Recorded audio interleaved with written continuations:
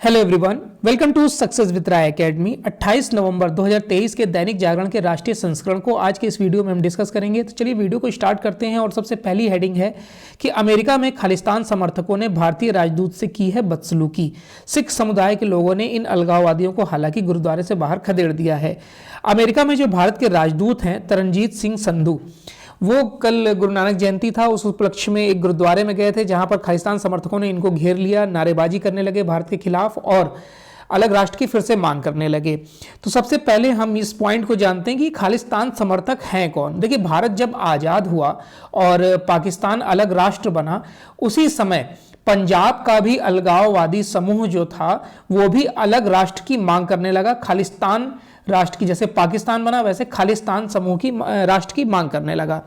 इसमें भारत का पंजाब राज्य शामिल वो मांग रहे थे, जो पाकिस्तान में पंजाब चला गया था उसको मांग रहे थे, राजस्थान का और गुजरात का कुछ हिस्सा वो मांग रहे थे। खालिस्तान की बड़ी वजह मांगने की यही थी कि पाकिस्तान का जब विभाजन हुआ तो कई गुरुद्वारे जो हैं वो पाकिस्तान में चले गए थे।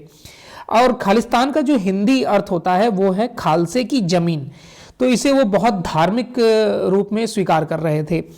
उसके बाद इसमें जो हमारी गवर्नमेंट थी उस समय पंडित जवाहरलाल नेहरू की थी, वो काफ़ी एक्टिव हुई और उन्होंने जो इसके पूरा मास्टरमाइंड थे तारा सिंह से कोऑर्डिनेट किया और इस टॉपिक पर बात करी कि इसको किस तरीके से इस मसले को हल किया जा सकता है। उसके बाद एक मध्यस्थता का समझौता किया गया 30 सितंबर 1956 को। 30 सितंबर 1956 को एक समझौता किया गया जिसमें ये बातें रखी गई कि हम जो ये समुदाय है उसकी शिक्षा पर ध्यान देंगे, उनको किस तरीके से बढ़ाया जाए, इन सब बातों पर फोकस किया जाएगा। तो इसके बदौलत क्या हुआ कि जो अकाली दल था वो कांग्रेस में शामिल हो गया।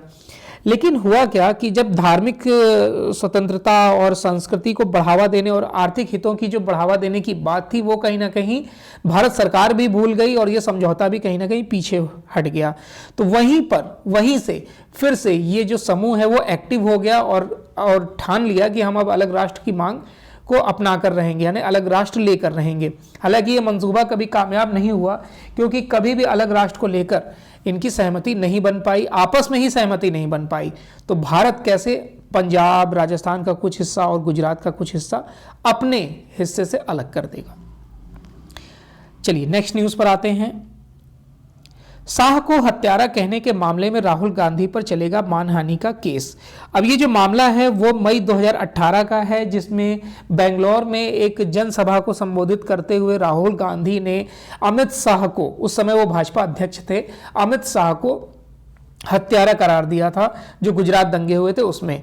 उसके बाद जो कार्यकर्ता हैं और एक पार्टी के सदस्य हैं उन्होंने इन पर, मध्य प्रदेश के पार्टी के सदस्य हैं, उन्होंने इन पर मानहानि का केस किया। केस को लिस्टेड कर लिया गया है और इन पर अब मानहानि का केस चलेगा। अगर मानहानि का केस साबित हो जाता है और या फिर ये माफ़ी नहीं मांगते हैं तो इसमें राहुल गांधी को 2 साल की कैद या फिर आर्थिक जुर्माना या फिर दोनों हो सकता है।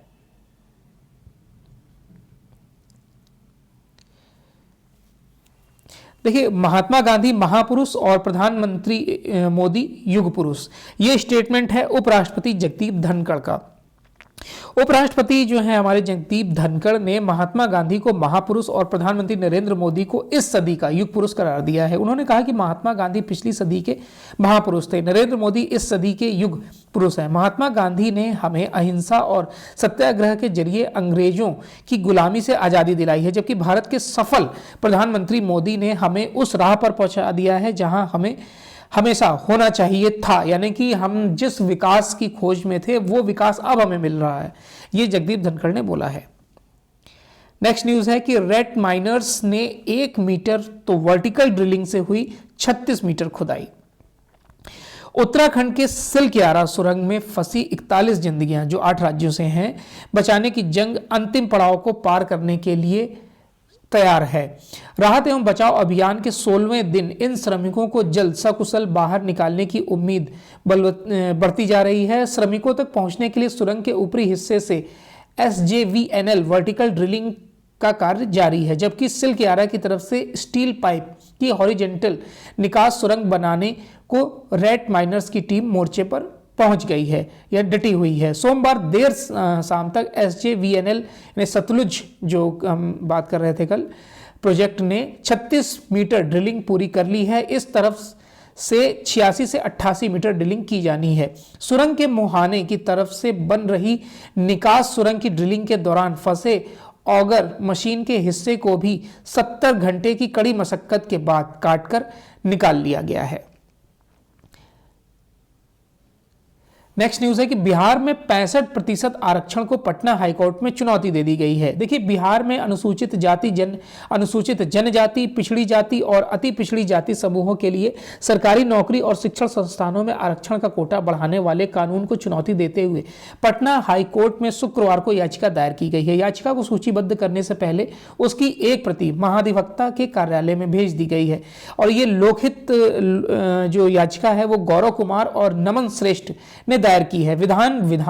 बिहार विधानमंडल ने 10 जो नवंबर है 2023 को आरक्षण संशोधन विधेयक पारित किया था और राज्यपाल ने इन कानूनों पर 18 नवंबर 2023 को मंजूरी दी थी। राज्य सरकार ने 21 नवंबर 2023 को गजट में इसकी अधिसूचना जारी कर दी। इसके साथ ही राज्य की सेवाओं और शिक्षण संस्थानों के दाखिले में नया आरक्षण कानून प्रभावी हो गया। नेक्स्ट न्यूज पर आते हैं कि कानूनी सहायता सेवा बढ़ाने में प्रगति जरूरी, चीफ जस्टिस ऑफ इंडिया। प्रधान न्यायाधीश DY चंद्रचूड़ ने सोमवार को कहा कि न्याय तक पहुंच केवल फैसलों में जनहित ऐसी न्याय शास्त्र तैयार करने से हासिल नहीं की जा सकती है। इसके लिए अदालत के प्रशासनिक छोर से बुनियादी ढांचे में सुधार और जो कानूनी सहायता सेवाओं को बढ़ाने में सक्रिय प्रगति की आवश्यकता है। जजों के लिए मौजूदा केस के तथ्यों के जो मुताबिक न्याय करना सबसे बड़ी चुनौती है, बल्कि प्रक्रिया को संस्थागत बनाना और वर्तमान से आगे देखना। उन्होंने कहा कि हमारे देश की कम प्रतिनिधित्व वाली जनसंख्या यानी कि वंचित वर्ग की न्याय आवश्यकताओं को बढ़ाना जरूरी है। जस्टिस चंद्रचूड़ ने कहा यह बात राष्ट्रीय विधिक सेवा प्राधिकरण द्वारा ग्लोबल साउथ में कानूनी सहायता तक पहुंच आसान बनाने पर आयोजित पहले क्षेत्रीय सम्मेलन की शुरुआत के मौके पर बोली है। मणिपुर को तोड़ने की कोशिश कर रही हैं कुछ ताकतें। बीरेन सिंह जो मणिपुर के मुख्यमंत्री हैं, उन्होंने बोला है कि कुछ ताकतें मणिपुर को तोड़ने की कोशिश कर रही है। राज्य की मौजूदा स्थिति का समाधान खोजने के लिए समाज के सभी वर्गों को एकजुट होना चाहिए। मुख्यमंत्री ने एक कार्यक्रम में कहा कि राजनीतिक मतभेदों को राजनीतिक ही रहने दें। जब मुद्दा राष्ट्रीय या राज्य की एकता का हो तो सभी मतभेदों को खारिज कर दिया जाना चाहिए। यह झगड़े का समय नहीं है। सरकार सभी रचनात्मक आलोचनाओं, सलाहों व सुझावों का स्वागत करती है। ज्ञात हो कि राज्य सरकार और केंद्र पर जातीय हिंसा से निपटने में विफल रहने का आरोप लगाते हुए मणिपुर के कुकी जो समूह आदिवासी क्षेत्र के अलग प्रशासन की मांग कर रहे हैं। नेक्स्ट न्यूज है, सेना खरीदने जा रही है 200 नई माउंटेन होवित्जर तोपें। देखिए, चीन के साथ लगती वास्तविक नियंत्रण रेखा जैसे ऊंचाई वाले सीमावर्ती क्षेत्रों में अपनी मोबाइल मारक क्षमता बढ़ाने के लिए भारतीय सेना जल्द ही 105 मिलीमीटर 37 कैलिबर की तोपों से लैस 200 नई माउंटेन होवित्जर तोपें खरीदने के लिए जल्द ही निविदा जारी करने जा रही है। रक्षा सूत्रों ने बताया कि यह खरीद मेक इन इंडिया प्रोजेक्ट के तहत की जाएगी। पहली बार भारतीय तोपखाने यानी कि आर्टिलरी में इस प्रकार की 105 मिलीमीटर की माउंटेन होवित्जर तोपें शामिल होंगी। इसमें अग्रिम पंक्ति में तैनात टुकड़ियों की ताकत में वृद्धि होगी। उल्लेखनीय है कि भारतीय सेना स्वदेशी कंपनियों की क्षमताओं का उपयोग करके अपने तोपखाने का आधुनिकीकरण कर रही है, क्योंकि भारतीय उद्योग ने इस क्षेत्र में क्षमताएं विकसित की हैं और अब वह इन प्रणालियों को विदेश भी निर्यात कर रहा है। यहाँ पर निर्मला सीतारमण ने एक स्टेटमेंट दिया है कि जितने भी निवेशक हैं वो घबराएं नहीं, क्योंकि फिर से नरेंद्र मोदी ही सत्ता में आएंगे। हालांकि इस न्यूज़ में कोई इंपॉर्टेंट पॉइंट नहीं है जिसको हम डिस्कस करें। आयोग के पास हो कानून उल्लंघन पर दलों के पंजीकरण रद्द करने की शक्ति। देखिए, याचिकाकर्ता एवं वकील अश्विनी उपाध्याय ने सुप्रीम कोर्ट में कहा है कि चुनाव आयोग के पास पंजीकरण की अनिवार्य शर्तों और कानूनों के उल्लंघन के मामले में किसी राजनीतिक दल का पंजीकरण रद्द करने की शक्ति होनी चाहिए। उपाध्याय ने मंगलवार की अपनी याचिका पर महत्वपूर्ण सुनवाई से पहले चुनाव आयोग को और अधिक दंडात्मक शक्तियां देने की मांग करते हुए ताजा लिखित दलीलें दायर की हैं। प्रधान न्यायाधीश डीवाई चंद्रचूड़ की अध्यक्षता वाली 3 जजों की पीठ उपाध्याय द्वारा दायर याचिका सहित विभिन्न याचिकाओं पर सुनवाई कर रही थी। नेक्स्ट न्यूज है कि केन बेतवा परियोजना पर जल्द शुरू होगा काम। देखिए, नदियों को जोड़ने की अहम परियोजना केन बेतवा लिंक पर अगले साल की शुरुआत में काम तेज हो सकता है। शुरुआती अनुमति के लगभग 6 साल बाद महत्वपूर्ण वन मंजूरी के बाद इसके आसार बढ़ गए हैं कि सिंचाई और पेयजल के इस बड़े कार्यक्रम को आखिरकार गति मिल जाएगी। यह प्रोजेक्ट 44,000 करोड़ रुपए से अधिक का है और नदियों को जोड़ने के वर्षों पुराने सपने को साकार करने की पहली बड़ी कड़ी है। जल शक्ति मंत्रालय के सूत्रों के अनुसार अब कोई बड़ी अड़चन नहीं है। पर्यावरण मंत्रालय की अंतिम मंजूरी के बाद इस प्रोजेक्ट पर पूरी ताकत से काम होने का रास्ता साफ हो गया है। वन्य जीव से संबंधित मंजूरी का मामला सुप्रीम कोर्ट में भी है। नेक्स्ट न्यूज है बिजनेस पेज से कि उद्योगों के लिए दुर्लभ खनिज जुटाने में लगी है सरकार। देखिए, भारत सरकार ने इलेक्ट्रिक वाहनों से लेकर और सौर ऊर्जा और सेमीकंडक्टर जैसे अत्याधुनिक प्रौद्योगिकी आधारित उद्योगों में आत्मनिर्भर बनने की नीति को आगे बढ़ाना शुरू कर दिया है। इस काम में सबसे जरूरी होंगे दुर्लभ खनिजों की उपलब्धता सुनिश्चित करना। क्योंकि इन खनिजों का उत्खनन अभी विदेश में ही हो रहा है, इसलिए वहां की सरकारों की भूमिका अहम होगी। इस क्रम में एक तरफ विदेशी सरकारों से प्रधानमंत्री, विदेश मंत्री और उद्योग व वाणिज्य मंत्री के स्तर पर बातचीत की जा रही है, तो दूसरी तरफ खनन मंत्रालय घरेलू दुर्लभ खनिज नीति बनाने जा रही है। मंगलवार को खनन मंत्रालय ने नई दिल्ली स्थित विदेशी राजदूतों व उद्योग जगत के प्रतिनिधियों के साथ एक बड़ी बैठक बुलाई है। S&P ने, जैसे स्टैंडर्ड एंड पुअर्स ने भारत की वृद्धि का अनुमान बढ़ाकर 6.4 कर दिया है। S&P ग्लोबल रेटिंग्स ने सोमवार को चालू वित्त वर्ष 2023-24 के लिए भारत का वृद्धि अनुमान 6% से बढ़ाकर 6.4% कर दिया है। अमेरिका स्थित एजेंसी ने कहा है कि मजबूत घरेलू वृद्धि ने उच्च खाद्य मुद्रास्फीति तथा कमजोर निर्यात से उत्पन्न बाधाएं दूर होती दिख रही हैं, जिसके चलते उसने आर्थिक विकास के अनुमान को बढ़ाया है। हालांकि एजेंसी ने अगले वित्त वर्ष 2024-25 के लिए वृद्धि अनुमान को 6.9% से घटाकर 6.4% कर दिया है, क्योंकि उसका मानना है कि उच्च आधार प्रभाव व धीमी वैश्विक वृद्धि के कारण चालू वित्त वर्ष की दूसरी छमाही में वृद्धि धीमी रहेगी।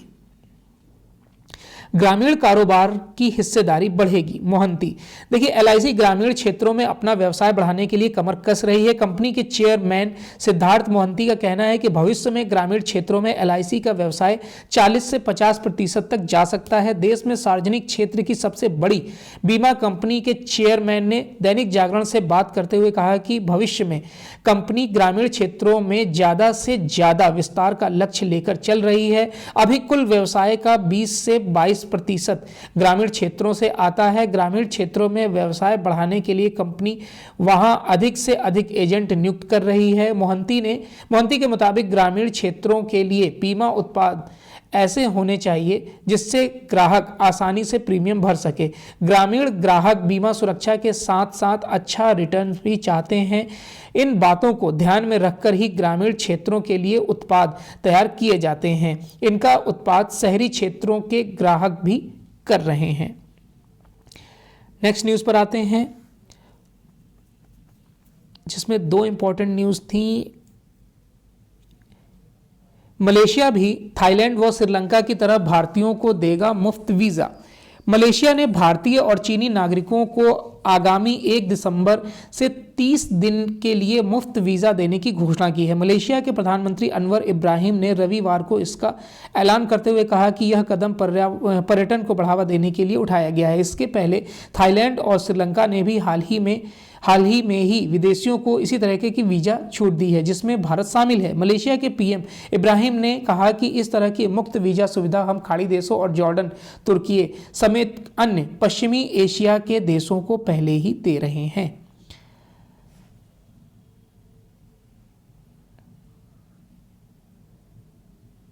नेक्स्ट न्यूज है, न्यूजीलैंड की राजनीति में करवट, नए प्रधानमंत्री बने क्रिस्टोफर लक्सन। न्यूजीलैंड के प्रधानमंत्री के रूप में क्रिस्टोफर लक्सन ने सोमवार को पद और गोपनीयता की शपथ ली है। शपथ के बाद प्रधानमंत्री लक्सन ने कहा कि देश की अर्थव्यवस्था में सुधार करना उनकी सर्वोच्च प्राथमिकता है। उल्लेखनीय है कि न्यूजीलैंड में अक्टूबर में हुए आम चुनाव में लक्सन के नेतृत्व वाली नेशनल पार्टी सबसे बड़े दल के रूप में उभरी है, जबकि 6 वर्ष देश की सत्ता पर काबिज रही वामपंथी विचारधारा वाली लेबर पार्टी को वोटरों ने इस बार नकार दिया है।